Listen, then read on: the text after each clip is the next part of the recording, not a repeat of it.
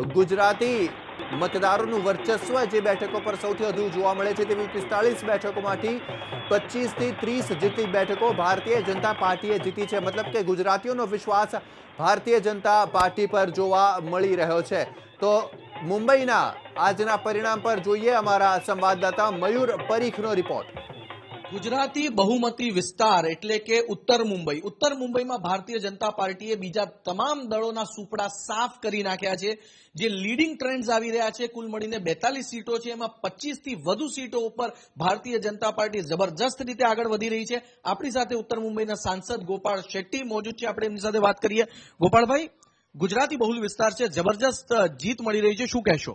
ઉત્તર મુંબઈ ચોક્કસ કાંદિવલી, બોરેલી, મલાડના અમુક ભાગોમાં ગુજરાતી બહુલ એરિયા છે।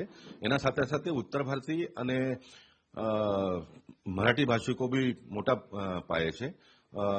દાખલા તરીકે સુમે સામરે 80% મહારાષ્ટ્રીયન વોટર્સ, અંજલિ ખડેકર 70%, મોહન મિડવાવકર, બાલા તાવડે, રેશમા ટક્કે, આ બધા મરાઠી બાહુલ એરિયામાંથી આગળ અમે છીએ। સબકા સાથ અને સબકા વિકાસ, હું પોતે અને મારા બધા આમદારો અને નગરસેવકો અમે સાથે મળીને કામ કર્યા। બધા ભાષિકો સાથે અમે સારા એક સંબંધ બનાવ્યા અને હું સાંસદ થઈ ગયા પછી માલોની મલાડ એરિયામાં જે અમે લોકોએ કામ કર્યું, આજે મલાડમાં જ્યાં અસલમભાઈના કેન્ડિડેટ હજારો વોટથી જીતતા હતા, આજે અમારી કેન્ડિડેટ ફક્ત ત્યાં 300-400 વોટથી પાછળ છે। બધા ભાષિક લોકોએ ભારતીય જનતા પક્ષને સાથ આપી છે અને જે રીતના સાથ મતદાતાઓએ આપી છે એના કરતા સારા કામ કરીને બતાવવાનો પ્રયત્ન હું અને મારા બધા સાથીઓ કરશે। આ તો માત્ર લીડિંગ છે, વિનર નથી। તમને લાગે છે આ બધી જ સીટો પર તમે જીતી શકશો? જો ઇલેક્શનનું જે ટ્રેન્ડ ચાલે છે, બધી તો સીટ કોઈ દિવસ કોઈ જીતતા નથી, પણ 2-3 આગળ પાછળ હોઈ શકે, પણ આ ટ્રેન્ડ કાયમ રહેશે। કુલ મળીને જે અત્યારે ટોટલ ટેલી છે એમાંથી સૌથી મોટો શહેર ઉત્તર મુંબઈનો દેખાય છે। બીજી બધી જગ્યાએ શિવસેના આગળ હોય એવું સાફ દ્રશ્ય દેખાય છે। શું કહેશો, મરાઠી ભાષિકોએ ઓછું મતદાન તમને કર્યું છે?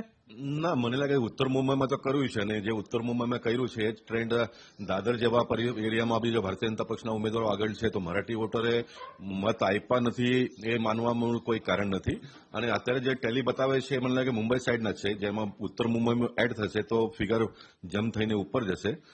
ઘાટકોપર, કિરીટ સોમયાજી જ્યાં ઈશાન્ય મુંબઈમાં છે ત્યાં બી બહુ સારા તો નહીં, પણ શિવસેના સાથે નેક ટુ નેક રહેશું અમે।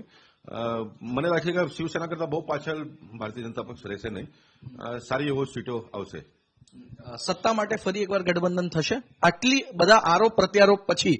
જો સત્તા કોઈ એક પક્ષને નહીં મળે તો ગઠબંધન જરૂર છે। મને લાગે 25 વર્ષનું ગઠબંધન ભારતીય જનતા પક્ષના નેતાઓ કર્યું, આગળનું ગઠબંધનનું દિશા મતદાતાઓ બતાવશે અને જે બતાવ્યા છે એને એક્સેપ્ટ કરવું પડશે। અમારી વધારે આવશે તો અમે સાથ માંગશું, એના વધારે આવશે તો એ સાથ માંગશે, અમે આપશું। કુલ મળીને ઉત્તર મુંબઈમાં સૌથી વધારે ભારતીય જનતા પાર્ટીની સીટોને બઢત મળી રહી છે અને અત્યારે તેના પરિણામ દેખાઈ રહ્યા છે। ઉત્તર મુંબઈ એવો વિસ્તાર છે જેમાં ગુજરાતીઓ ઘણી મોટી સંખ્યામાં છે અને ગુજરાતીઓએ ભરીને ભાજપને મત આપ્યા છે, એ પણ એવા સમયે જ્યારે શિવસેનાના અધ્યક્ષ ઉદ્ધવ ઠાકરેને મળવા માટે હાર્દિક પટેલ ગયા હતા, એના પછીનું આ ચિત્ર છે।